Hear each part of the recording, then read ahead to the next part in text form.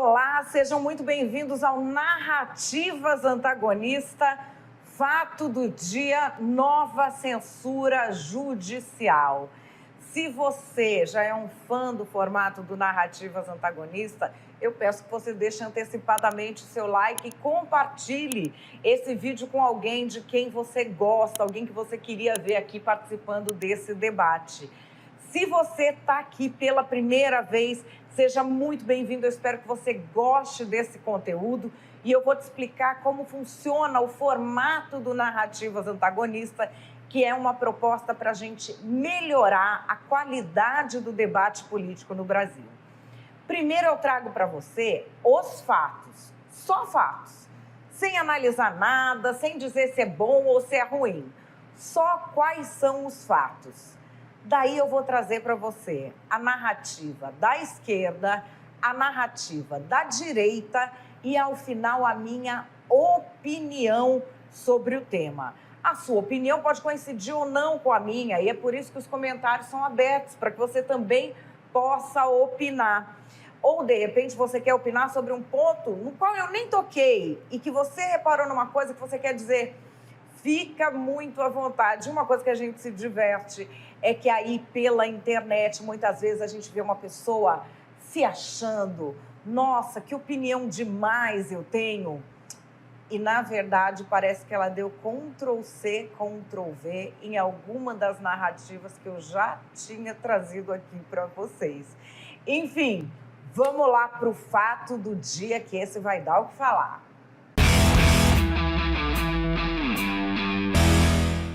Olha, eu pensei 1000 vezes em como é que eu ia apresentar essa história para vocês, porque é uma verdadeira salada mista de violações de liberdades que chegou a esse resultado. Então, primeiro eu vou falar o resultado, e aí depois a gente recapitula do comecinho da história toda que se passa no Paraná. Então, vamos lá. Nova censura judicial. A gente teve uma decisão de uma juíza no Paraná durante o plantão judiciário, que foi sobre o G1 Portal e a RPC, que é afiliada da Globo no Paraná, obrigando que ambas as emissoras tirassem material do ar, tirassem do seu site e não mais voltassem a falar sobre acusação de corrupção contra um político e, se voltarem a tocar no assunto, R$50 mil de multa. Como que a gente chega em algo assim? Você deve ter aí 500 opiniões, eu também tenho, mas aqui, gente, fatos. Eu vou contar o caso, tá? Passo a passo, o que é que aconteceu. Esse caso começa com um deputado estadual chamado Renato Freitas, do PT. Ele é um deputado bastante polêmico. Eu não sei se vocês se lembram, ele foi vereador e houve lá uma polêmica gigantesca com relação a ele invadir uma igreja para fazer um protesto.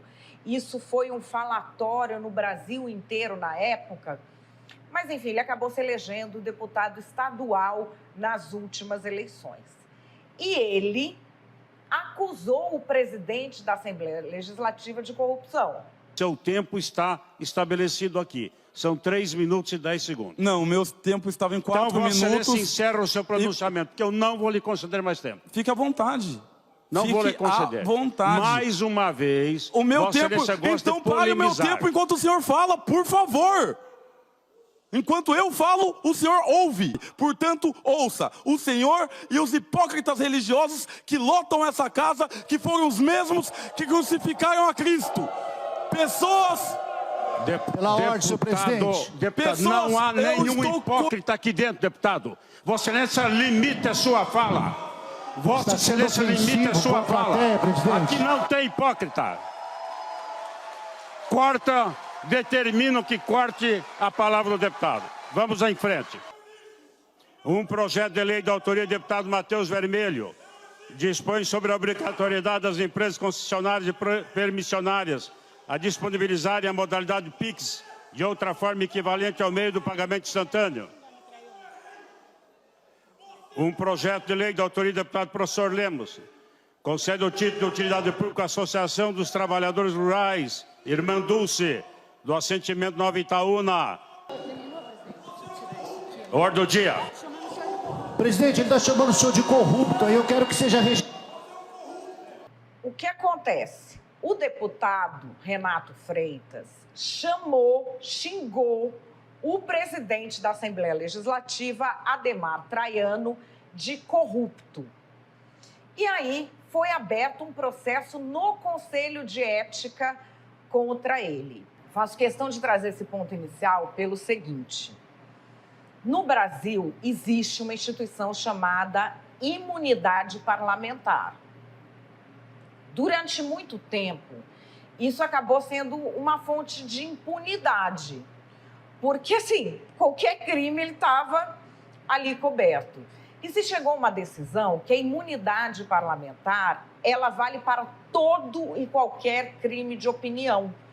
Porque parlamentar, ele tem, na sua opinião, o seu ofício. E se essa opinião não for protegida, ele não consegue ter a performance que ele poderia ter em favor da sociedade. No caso, principalmente de denúncias aqui, a gente está falando. E aí, isso foi sendo flexibilizado, por quê? Muita gente fala, ele tem a opinião livre, mas não para cometer crimes. Era para cometer crimes, sim. Sim, senão não precisava da imunidade. Porque quando você está fazendo uma acusação grave contra um corrupto, por exemplo, você não tem a prova ali no início.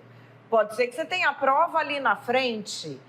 O parlamentar, ele era essa ponta de lança que não podia ser processado por essa acusação. Era da atividade isso. E isso foi se flexibilizando de uma forma em que um conselho de ética de um órgão legislativo já naturalizou e perseguiu o parlamentar ou puniu o parlamentar pelas suas opiniões no exercício do mandato. Antes, a gente tem até umas nuances que as pessoas falam assim, não, essa opinião tem relação com o exercício do mandato, então ok. A outra não tem relação com o exercício do mandato, então ela não estaria coberta.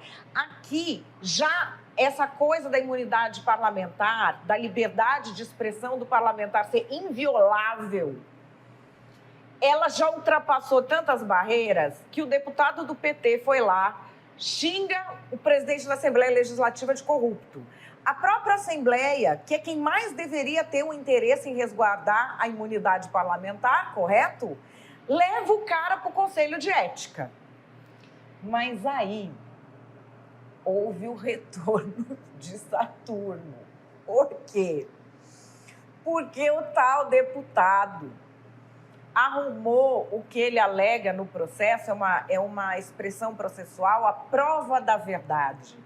Quando você calunia alguém, ou seja, quando você diz que alguém cometeu um crime, caluniar é isso, eu digo que o fulano cometeu um crime. São 3 tipos de crime de opinião: calúnia, injúria e difamação. A injúria é xingar e a difamação é você tentar tornar a pessoa mal afamada com ou sem razão. Injúria e difamação não admitem a prova da verdade, porque aquilo foi feito só para atacar a pessoa. A calúnia admite, porque a calúnia pode ser uma calúnia mesmo, ou pode ser que o cara estava denunciando e o outro fez mesmo. E no caso, ele xingou de corrupto, ele falou, tá me caluniando, porque eu não cometi nenhum ato de corrupção. Aí admite a prova da verdade. E esse deputado catou uma gravação e juntou no processo dele do Conselho de Ética. E que gravações são essas? Olha a história. Tem um processo que está rolando na Justiça. Nesse processo existe uma delação premiada. Essa delação premiada é do empresário muito conhecido no Paraná, o Vicente Malucelli, que é da TV Icaraí. Ele disse o quê nessa delação premiada? Que para conseguir o contrato da TV Assembleia, 2 deputados teriam pedido a ele uma propina de R$100 mil e teriam dito que era para usar nas campanhas.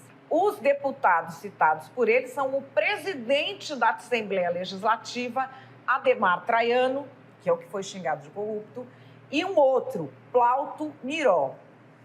O que acontece? Isso estava em segredo de justiça, mas o deputado conseguiu. Ué, mas o deputado pode violar o segredo de justiça? Mais uma questão da liberdade de expressão. O dever do segredo de justiça é das partes e do judiciário. Se chega à mão de alguém que trabalha com opinião pública e aquilo é algo de interesse público, ele tem o dever até de informar. Quem descumpriu o dever não foi ele está na dele. E o que é que ele fez? Ele colocou no processo dele no Conselho de Ética, olha, eu chamei de corrupto porque tem essa delação premiada dizendo isso, e mais, os 2 deputados admitem no Ministério Público que pediram propina. Ele junta a gravação de a documentação que é segredo de justiça e põe lá. Aí acontece o quê? O pessoal da Globo, do Paraná, a RPC e o G1 acaba tendo acesso a este processo do Conselho de Ética.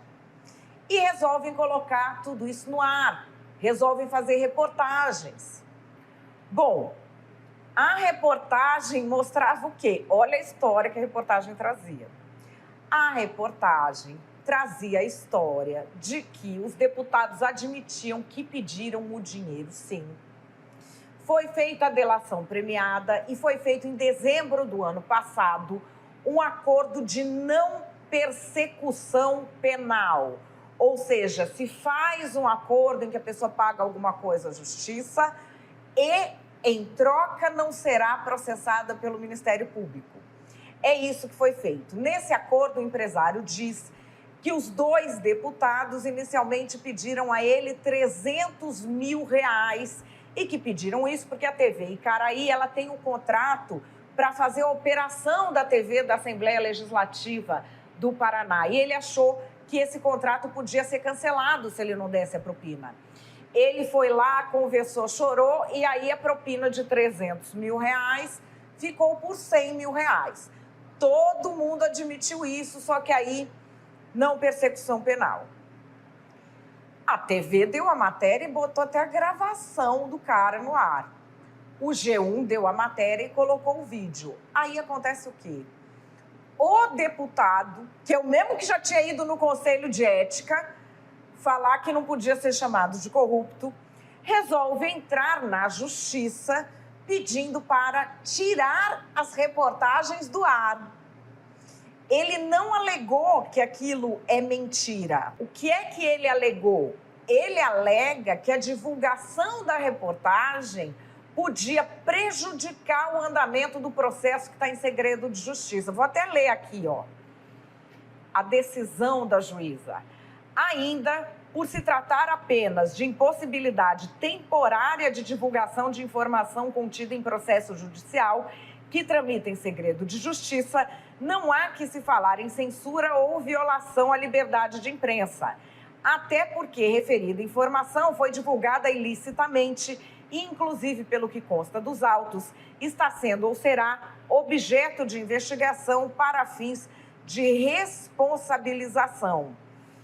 A magistrada Giane Maria Moreschi, do Tribunal de Justiça do Paraná, que estava num plantão judiciário, mandou tirar as reportagens do ar até que o processo acabe e mais, deu multa de R$50 mil como censura prévia. Se publicar qualquer coisa disso, haverá uma multa de R$50 mil. É óbvio que vários políticos e as entidades jornalísticas, principalmente do Paraná, se manifestaram contra. Deltan Dallagnol, que é uma personalidade paranaense, se manifestou contra. Dessa vez, gente, até a imprensa, que justificava até ontem determinados casos, está se manifestando contra. Quais serão as narrativas? Vem comigo. Nós avisamos que eles iriam provar do próprio veneno e agora eles estão provando. Chegou a censura neles, né? Você sabe o que eu acho? Eu acho é pouco. Mas eu sou contra a censura. O que aconteceu com esses veículos é que eles não enxergaram o que estavam fazendo quando eles perseguiram o petista que era vereador. Eles perseguiram esse rapaz de uma maneira implacável, querendo tirar o mandato dele, porque ele foi fazer uma manifestação ali perto da igreja, disseram que ele tinha violado um culto religioso. No fim, parece que ele entrou depois desse culto, mas assim, foi uma perseguição implacável e é um rapaz negro. Ou seja, também é o racismo estrutural que está aí dentro dessas emissoras que estavam fazendo uma campanha contra a liberdade de um rapaz negro exercer o seu mandato. Esse tipo de coisa vai acostumando a sociedade ao arbítrio. Essas emissoras colaboraram com isso. Isso aí, gente, é o neoliberalismo, é a imprensa golpista, é a imprensa que não suporta ver pobre andando de avião. Perseguiram até não poder mais. Só que agora juntou a fome com a vontade de comer. E a gente tem de se posicionar nesse momento. Porque assim, por mais que esses veículos de comunicação mereçam até muito mais castigo do que estão sofrendo, nós não podemos compactuar com a violação da liberdade de expressão, porque isso está vindo numa escalada. A extrema-direita tentou acabar com a liberdade de expressão sempre. E ela está infiltrada no judiciário. E nós não podemos permitir que isso prospere no Brasil.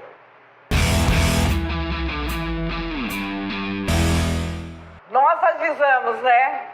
Nós avisamos e agora, tá chorando, chola mais que a censura chegou neles. Eu acho é pouco, merece demais, principalmente sendo a Globolixo. A Globolixo apoiou a censura da ditadura da toga, do STF, contra toda a direita brasileira. Toda a direita. Agora chegou neles. Eu acho é bom. Eu acho que eles têm que passar muito medo. Eu acho que eles têm de sentir na pele o que é que está acontecendo com a direita há anos. A gente avisou e eles ficaram falando que era teoria conspiratória. E é só uma exceção aqui, e é só uma exceção ali. Quando tem jornalista de direita que precisa mudar até de país, eles chamam de blogueiro. Nem jornalista é, acha que é só uma exceção. Acreditou nessa história de discursinho de ódio. Porque é discurso de ódio. Toma uma censura na cara agora. Vocês acharam que não ia chegar em vocês? Pois chegou. E sabe de quem que é a culpa? Além do jornalixo, a culpa é do isentão. Porque, não gosto do Bolsonaro porque ele fala palavrão. Não gosto dos bolsonaristas porque eles xingam muito. Eles são violentos. Quem que era mais violento? Quem que era mais violento? Fala aí. Agora vão sentir a violência na própria carne. Porque eu respeito muito mais o esquerdista que diz na cara que gosta mesmo de censura, que gosta mesmo de ditadura, que é fã do Maduro, que acha que Cuba é a melhor coisa do mundo. Esse eu respeito, porque pelo menos ele fala o que pensa. Quem é o isentão que está em cima do muro, que não fez campanha para o Bolsonaro, esse tem que ser castigado. É triste acabar com a liberdade de imprensa, mas eu estou achando muito bem feito.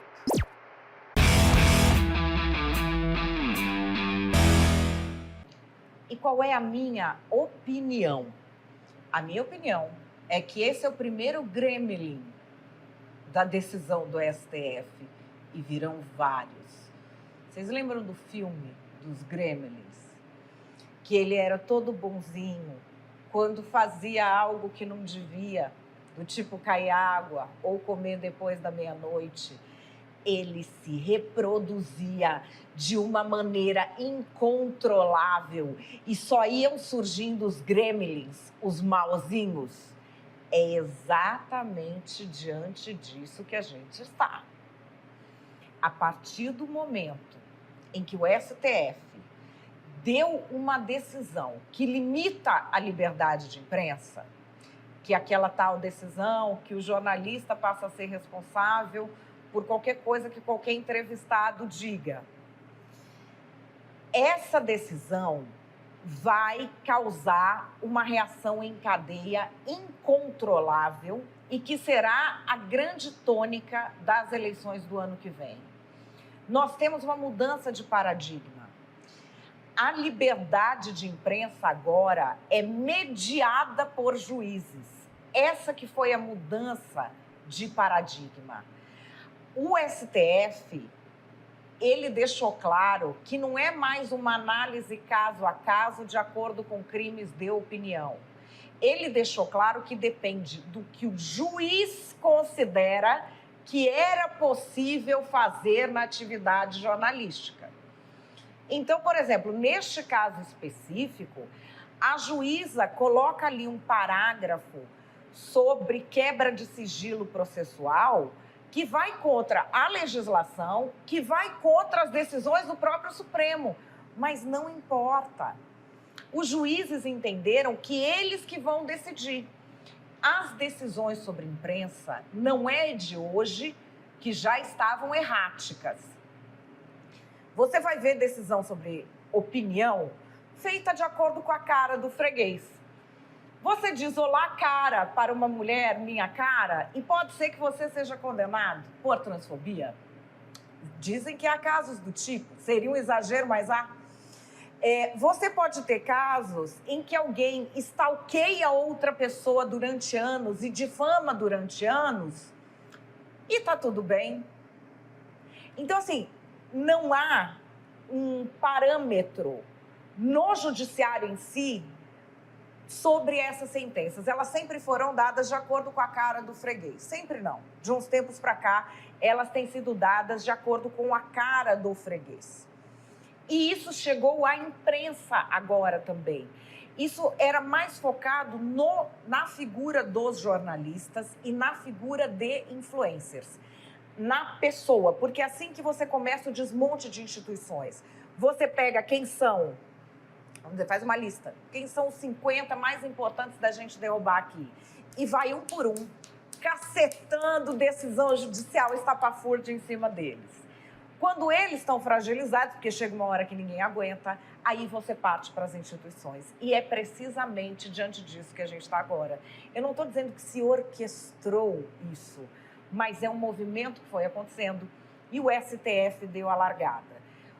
O que preocupa é o guarda da esquina. Aliás, eu quero trazer aqui para vocês uma fala que foi feita pelo Pedro Aleixo, jornalista, na votação em que se instituiu o AI-5, em 1968. E aí todos ali defendiam que a ditadura militar não ia se exceder, que ela tinha parâmetros. E ele trouxe uma fala que a gente nunca pode esquecer. É a coisa do precedente. Quando quem está na cúpula faz algo, o problema não é só o algo que esse alguém na cúpula fez. É como todo mundo que está abaixo e tem autoridade vai achar que deve agir de agora em diante. Vamos ouvir. O ato institucional, o que me parece, adotado esse caminho, o que nós estamos com uma aparente ressalva da existência dos vestígios de poderes constitucionais existentes em virtude da Constituição de 24 de janeiro de 1967, é instituindo um processo equivalente a uma própria ditadura. Bom, que essas palavras nos guiem, porque o que a gente tem visto aqui é que quando foi dado o sinal para se limitar a liberdade de imprensa, as militâncias políticas adoraram, inclusive essas que dizem defender liberdade de expressão. O que é mentira, porque defendem, por exemplo, você acossar, ameaçar e assediar tanto uma pessoa até forçar que ela se cale em nome da própria segurança. Isso, para alguns grupos, chama liberdade de expressão. Não chama banditismo. Mas, enfim, Exatamente porque não sabem o que é liberdade de expressão, muitos grupos políticos estão agora se somando a esse movimento que cala a imprensa. Isso, infelizmente, vai ser a grande tônica das próximas eleições.